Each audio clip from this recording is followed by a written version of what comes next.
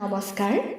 আজি আবৃত্তি কৰিবলৈ লৈছোঁ ভোগালী বিহুৰ সৈতে সংগতি ৰাখি শ্ৰদ্ধাৰ কবি শ্ৰীযুত মনোজ কুমাৰ শৰ্মাদেৱে শিশুসকলৰ উপযোগীকৈ ৰচনা কৰা এটি সুন্দৰ কবিতা। কবিতাৰ শিৰোনাম ভোগালী। ককাই ক'লে পুহৰ সংক্ৰান্তিৰ মাঘৰ বিহু হয়। আইতাই কয় বিহুৰ পুৱা মাঘী পন্তা খায়। ধাননি পথাৰৰ লাৱনি নৰাৰে ডেকাই ভেলাঘৰ সাজে।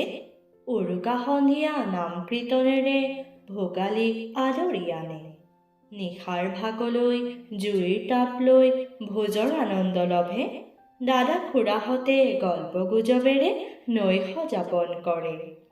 পুৱা সোনকালে গা পা ধুই গোসাঁই সেৱা কৰি কনিষ্ঠই জ্যেষ্ঠক সন্মান যাচে শ্ৰদ্ধাৰে চৰণত পৰি।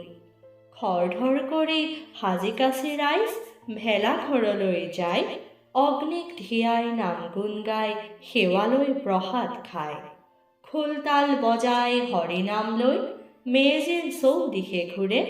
অগ্নিমন্ত্ৰ উচ্চাৰি অগ্নিশিখাৰে অগ্নি সংযোগ কৰে।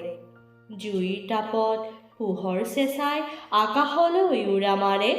বতাহত উৰা ফুটছাই লৈ ৰাইজে তিলক পিন্ধে। খাটি দৈ জলপান পিঠা পনাৰে ভোগৰ পাৰাপাৰ নাই। আলহী অতিথি সকলো সামৰি গৌৰৱী অসমীয়াই। এইবোৰ সকলো দেখিছোঁ শুনিছোঁ আগলৈ ৰাখিছোঁ সাঁচি। বিহু বুলি আজি আন কাম এৰি খেলতে গৈছোঁ মজি। ধন্যবাদ।